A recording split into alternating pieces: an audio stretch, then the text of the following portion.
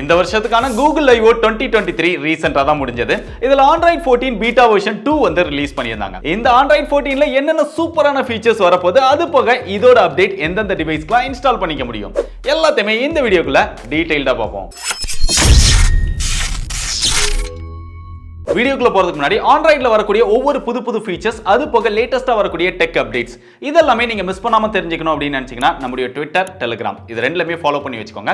டிஸ்கிரிப்ஷன்ல லிங்க் இருக்குது. இப்போ Android 14ல வரப்போற ஃபீச்சர்ல எனக்கு ரொம்ப பர்சனலா பிடிச்ச ஃபீச்சர் அப்படின்னா போட்டோக்கான அக்சஸ். இதுக்கு முன்னாடி பார்த்தோம் அப்படின்னா ஒரு ஆப்க்கான பெர்மிஷன் நீங்க கொடுக்குறீங்க அப்படின்னா அது உங்க ஸ்டோரேஜ்ல இருக்கக்கூடிய எல்லா போட்டோஸுமே அக்சஸ் பண்ணிக்கிடும். பெரும்பாலும் இந்த மாதிரி நம்ம அக்சஸ் கொடுக்கும்போது அந்த போட்டோஸை பேக்கப் பண்ணி வச்சு ஏதாவது ப்ராப்ளம் வரும்போது அதை மார்பிங் பண்ணி பல வழிகளில் தவறா பயன்படுத்தி நம்மள பிளாக் மெயில் பண்றாங்க. இனிமே இந்த மாதிரி ஒரு ப்ராப்ளம் கிடையாது. ஏன்னா நீங்க ஆப்க்கு பெர்மிஷன் கொடுக்கும்போது உங்களுக்கு ரெண்டு ஆப்ஷன் வந்து கொடுக்குறாங்க. செலக்டடான போட்டோஸ்க்கு மட்டும் பெர்மிஷன் கொடுக்கவா, இல்ல எல்லா போட்டோஸ்மே அக்சஸ் பண்றதுக்கான பெர்மிஷன் கொடுக்கவா. நீங்க ஆப்பை பொறுத்து உங்க தேவைக்கு தகுந்த மாதிரி பெர்மிஷன் கொடுத்துக்க முடியும். இந்த மாதிரி ஒரு இன்ட்ரெஸ்டிங்கான ஃபீச்சர் Android 14ல வரப்போகுது. இதே மாதிரி லொகேஷனோட பெர்மிஷன்லயும் நிறைய இம்ப்ரூவ்மென்ட் கொண்டு வராங்க. பொதுவா ஆப் வந்து நம்மளோட லொகேஷனை யூஸ் பண்றாங்க அப்படின்னா அந்த லொகேஷனை பல வழிகளில் அவங்க பயன்படுத்துவாங்க. அது போக நிறைய தேர்ட் பார்ட்டி ஆப்க்கும் அதை வந்து ஷேர் பண்ணுவாங்க. பட் இனிமே அப்படி அவங்க ஷேர் பண்றாங்க அப்படின்னா நம்ம லொகேஷன் அக்சஸை யாருக்கெல்லாம் ஷேர் பண்றாங்க, என்ன மாதிரியான பர்பஸ்க்குலாம் பயன்படுத்துறாங்க அப்படிங்கறத டீடைல்டா நமக்கு சொல்லணும் அப்படின்னு ஒரு புது அப்டேட் வந்து கொண்டு வந்திருக்காங்க. இதனால Android 14ல நீங்க ஒரு ஆப்க்கு லொகேஷன் பெர்மிஷன் கொடுக்குறீங்க அப்படின்னா அதை எதுக்கெல்லாம் பயன்படுத்துறாங்க அப்படிங்கறத பார்த்துட்டு அதுக்கப்புறமா நீங்க பெர்மிஷன் கொடுத்துக்க முடியும். அடுத்ததா எப்பயும் போல இங்க கஸ்டமைசேஷன்லமே நிறைய இம்ப்ரூவ்மெண்ட்ஸ் கொண்டு வராங்க. அதுல முக்கியமா அந்த லாக் ஸ்கிரீனை நம்ம இஷ்டத்துக்கு வந்து கஸ்டமைஸ் பண்ணிக்க முடியும். அங்க தெரியக்கூடிய அந்த கிளாக், அதோட ஸ்டைல், அந்த ஃபாண்ட், அந்த கலர், இந்த மாதிரி பல விஷயங்களை வந்து இங்க கஸ்டமைஸ் பண்ண முடியுது. அதே மாதிரி அந்த லாக் ஸ்கிரீன் ஹோம் பேஜோட வால்பேப்பருமே நம்ம கஸ்டமைஸ் பண்ணிக்க முடியுது. இதுக்கு புதுசா எமோஜி வால்பேப்பர் அப்படின்னு கொண்டு வராங்க. இங்க 14 விதமான எமோஜிஸ் இருக்கு. எந்த எமோஜியை நீங்க யூஸ் பண்றீங்களோ ஒவ்வொரு டைம் அந்த எமோஜியை டச் பண்ணும்போது அது அந்த எமோஜிக்கு தகுந்த மாதிரி ரியாக்ட் பண்ணும். சோ இந்த ஃபீச்சர் வந்து இன்ட்ரெஸ்டிங்கா இருக்கு. அதே மாதிரி சினிமேட்டிக் வால்பேப்பர் அப்படின்னு ஒரு புது ஃபீச்சர் வந்து கொண்டு வராங்க. நீங்க ஒரு நார்மல் போட்டோ எடுத்து அதை 3D போட்டோவா மோஷன் எஃபெக்ட்ஸோட சேஞ்ச் பண்ணி நீங்க ஹோம் ஸ்கிரீன், லாக் ஸ்கிரீன் இந்த மாதிரி இடங்களையும் வால்பேப்பரா யூஸ் பண்ணிக்க முடியும். இதை விட இன்னும் ஒரு படி மேல போய் ஏஐயும் உள்ள இறக்குறாங்க. சோ ஏஐ யூஸ் பண்ணி நமக்கு தகுந்த மாதிரி டிஃபரண்ட் ஸ்டைல்ல வால்பேப்பர் வந்து கிரியேட் பண்ணி அதையும் யூஸ் பண்ணிக்க முடியும். இந்த ஃபீச்சர்லாம் எப்படி இருக்க போகுது அப்படின்னு தெரியல. வந்ததுக்கு அப்புறம் நம்ம டெஸ்ட் பண்ணி டீடைல்டா இன்னொரு வீடியோல பார்ப்போம். Android 14ல நம்மளோட ஹெல்த்துக்குமே ரொம்ப இம்பார்ட்டன்ஸ் கொடுக்குறாங்க. நம்மளோட ஹெல்த் அப்படிங்கிறது எல்லாருக்குமே ரொம்ப முக்கியம். இதுக்கு புதுசா ஹெல்த் கனெக்ட் அப்படின்னு ஒன்று கொண்டு வராங்க. இது என்ன அப்படின்னா நம்மளுடைய ஹெல்த் சம்பந்தமான, ஃபிட்னஸ் சம்பந்தமான மொத்த டேட்டாவையும் ஸ்டோர் பண்ணி வச்சிருக்கோம். இந்த டேட்டாவை நீங்க அனலைஸ் பண்ணோம் அப்படின்னாலுமே தேர்ட் பார்ட்டி ஆப்ஸ் எத்தனை ஆப்ஸ் கூட வேணாலும் ஷேர் பண்ணி அதை அனலைஸ் பண்ணிக்க முடியும். இது இன்னும் சிம்பிளா சொல்லணும் அப்படின்னா எப்படி நம்மளுடைய லொகேஷன், டேட்டாஸ் இதெல்லாமே நம்ம மற்ற ஆப்க்கு பெர்மிஷன் கொடுக்குறோமோ அதே மாதிரி நம்மளுடைய ஹெல்த் டீடைல்ஸையும் மற்ற ஆப்க்கு பெர்மிஷன் கொடுத்து அதன் மூலமா நம்ம அனலைஸ் பண்ணிக்க முடியும் அப்படின்னு சொல்றாங்க.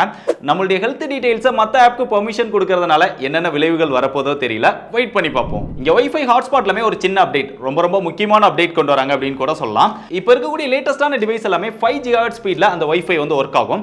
லேட்டஸ்டான டிவைஸ்க்கு அந்த ஹாட்ஸ்பாட்டை கனெக்ட் பண்றோம் அப்படின்னா அது ரெண்டுமே ஒர்க் ஆகும். பட் கொஞ்சம் ஓல்டான டிவைஸ் 2.4 GHz ஸ்பீட்ல கனெக்ட் ஆகக்கூடிய டிவைஸா இருந்தது அப்படின்னா அந்த ஹாட்ஸ்பாட் வந்து ஒர்க் ஆகாது.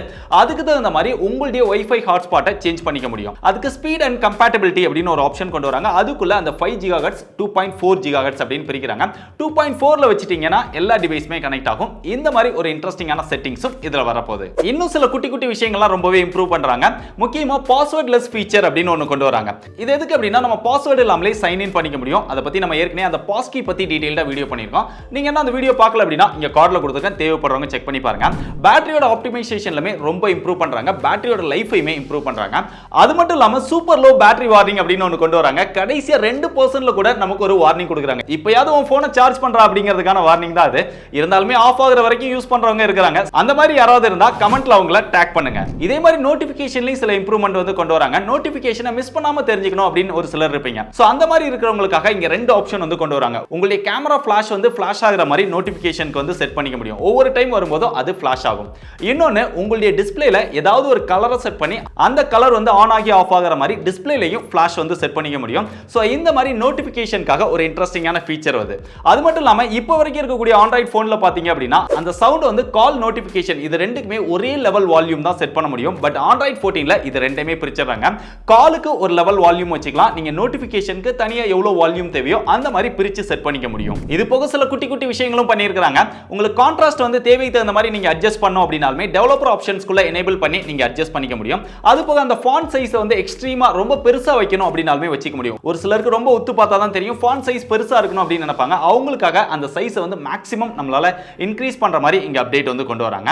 அது மட்டும் இல்லாம போனுக்கு ஒரு லாங்குவேஜ், ஆப்புக்கு தனியா ஒரு லாங்குவேஜ் அப்படிங்கிற மாதிரி ரீஜினல் லாங்குவேஜ் வந்து ஆப்புக்கு தனியா செட் பண்ற மாதிரியும் இங்க வருது. இந்த மாதிரி நிறைய குட்டி குட்டி விஷயங்களையும் கவனம் செலுத்துறாங்க. சோ இவ்வளவு வசதிகள் இருக்கக்கூடிய இந்த Android 14 நீங்க ட்ரை பண்ணனும் அப்படின்னு நினைச்சீங்கன்னா செலக்டடான டிவைஸ்க்கு மட்டும் Android 14 Beta 2 வந்து அவைலபிளா இருக்கு. சோ ஸ்கிரீன்ல தெரியுற இந்த பிராண்ட்ஸ் மட்டும் தான் அவைலபிளா இருக்கு. அதுலயுமே என்னென்ன டிவைஸ் அவைலபிள் அப்படிங்கறத டிஸ்கிரிப்ஷன்ல அப்டேட் பண்ணிருக்கேன். தேவைப்படுறவங்க செக் பண்ணி பாருங்க.